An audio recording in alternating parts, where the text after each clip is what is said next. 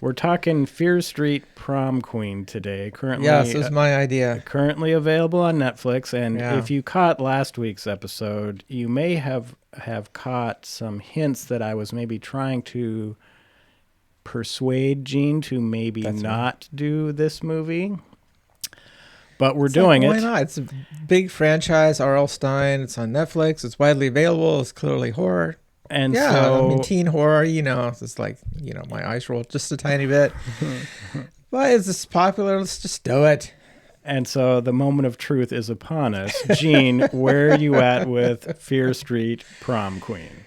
Yeah, like I said, I'm not really a big R.L. Stine fan, so I don't know how the books translate to this movie. I'm not sure. And I was talking to my senior kid, and he's like, "Dad, what are you doing? You're starting with episode 4." And I'm like, "What?" I had no idea it was episode 4. But, I mean, who cares? It's teen horror, and I'm sure we're not missing anything. But, yeah, it's teens. For some reason, I just think that maybe, like those out of popularity, nerdy teens, when they get older, they make horror movies, and somehow deep in their psyche, they have to get back at those popular teens in high school. So we have to kill them all. So this movie is all about that. Good-looking teens just killing each other with the demonic parents, where the only thing that matters is being elected prom queen. Mm-hmm.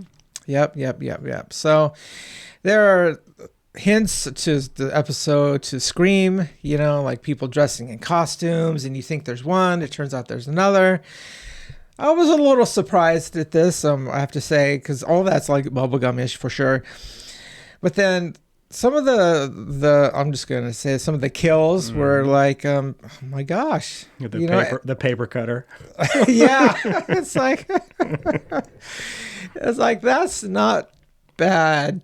And there's this one scene where it's just like, I just have to talk about that Batman real fast, Heath Ledger's Batman, because I was watching it way back in the day, and I was like, kind of not buying it at first. It just seemed like a regular old movie, and then all of a sudden, there's this one scene. Heath Ledger goes in, Joker, room full of gangsters, sticks a pencil in a table, and he says, "I'm going to make this disappear." And then a guy comes around and he slams his head in, and then the pencil's gone because it's in his head. Mm-hmm. And it's like, oh, this movie's different. And same thing with this one is that there was a scene where this like retro girl or out of anti-establishment girl, she's in this boring class with boring teacher. She stands up, gets this meat cleaver, and then she cuts her hand off right in the middle of class, and this popular boy just throws up all over. People are screaming. Teacher's freaking out. It all turns out it's some kind of joke. Mm-hmm. Yeah. It's like a fake cleaver, and she didn't really cut her hand off at all. But of course, she sets it up by going, "You made me do this." Yeah, you made me do this. It's not my fault. It's you. And then when that happened, it's like, oh, this might be really different. So, yeah, this movie, it's fun. I haven't watched the other 1, 2, and 3, but this one's fun. It doesn't suck. Okay, I'm actually surprised that you're saying that. Yeah. I think I talked at some point about disposable horror, and this is definitely one that fits into the disposable horror category. For those of you that are big-time slasher fans, this is the slasher template to a T. Yep. Tons of red herrings. They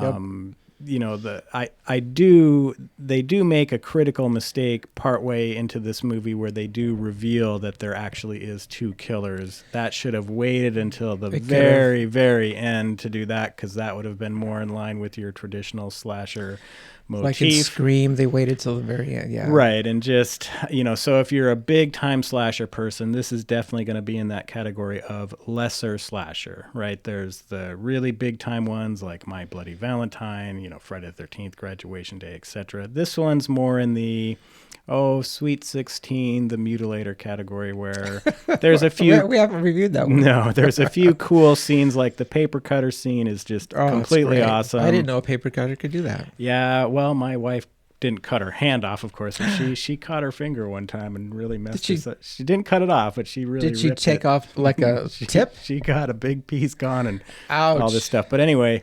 Those things hurt for a long time. Well, and the one at her school is like gigantic. You could sever a person in half if you really wanted to.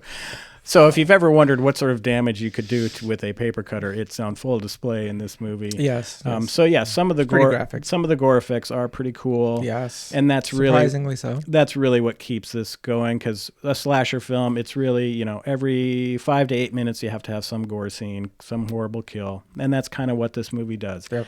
Do I like this movie? No. It's disposable horror. Did I hate myself for watching it? No. But it's not a film where, people are going to remember it. We're going to talk about it for a long time. No. It's just disposable. Rainy Sunday, go ahead and watch it, and it's great. But let's talk for 1 second.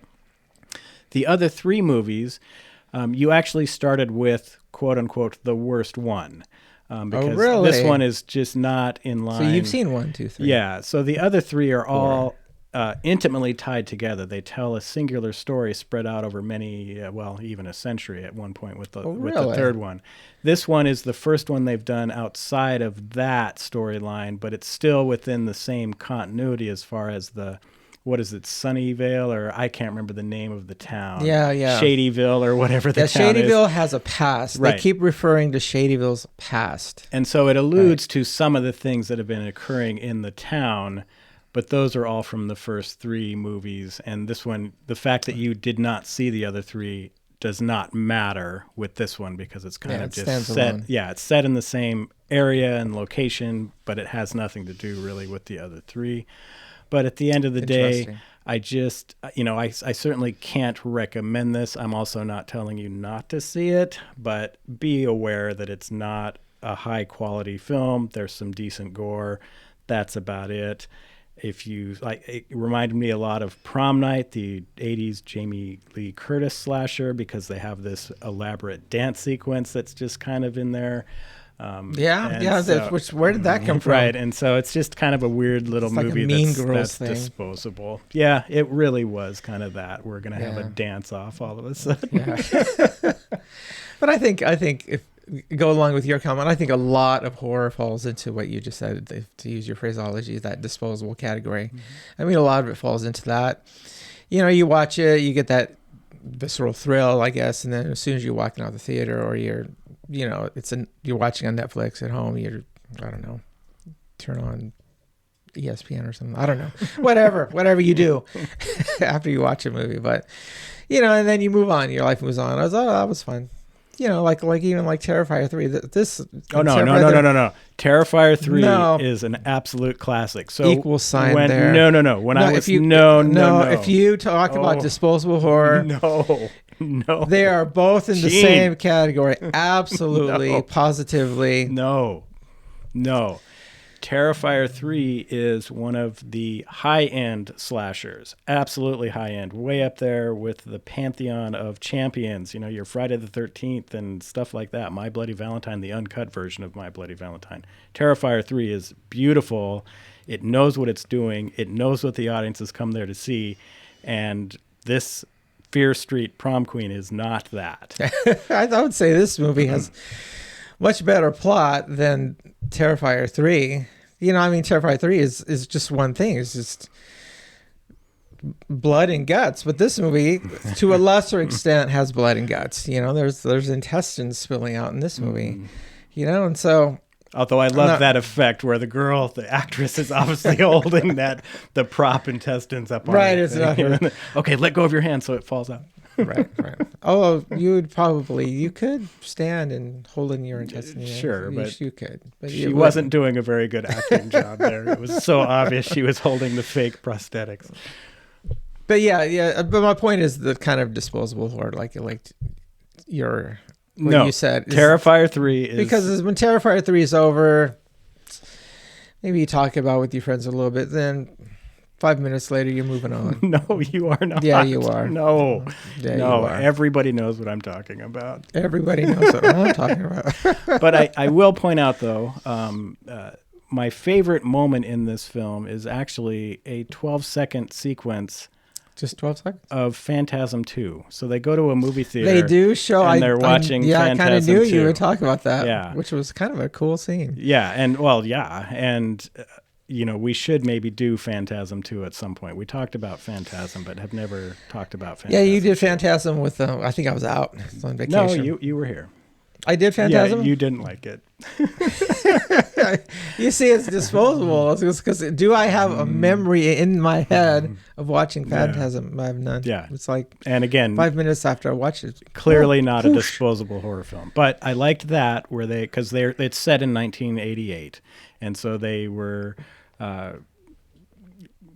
time correct by having Phantasm 2 playing at the theater because it played during that time. There's a lot of analogies to Stranger Things. And they also had a really brief shot of one of the characters reading Fangoria magazine, which I also thought was kind of cool. Yes. In the 80s, of course, Fangoria was super big for people like us.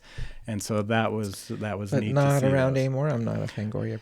So Fangoria got kind of sold off, and then it's kind of back like Ben now. And Jerry's. It's kind of back now, like maybe once every quarter they put out a new issue or whatever. But it's not anywhere near what it used to be when people actually cared. Why do people sell out? How do they not know? How could not Ben and Jerry's know that it could be compromised? How could they not know? Just stick it out. Yeah. Don't sell. But that was cool. Anyway. And then they also have one point where they're talking about maybe watching Lost Boys again, which had come out. I thought that was pretty cool. Before. Right. And so you are setting the tone pretty decently. But again, just a disposable little film. And if you have nothing better to do and it's there, just hit play and you'll be fine. Yeah, you'll be entertained for sure. So I don't know. Maybe we'll do episodes 1, 2, and 3. Maybe. Well, we can do that, but we were also talking about maybe taking a look at, because a long time ago, we had our friend Ivana on to talk about the entire series Wednesday season 1. There were 8 episodes, maybe Wednesdays 1 through 4. So we could do season 2 episodes 1 through 4, and then the following week finish it off. Because both Gene and I do agree that Jenna Ortega is a national treasure.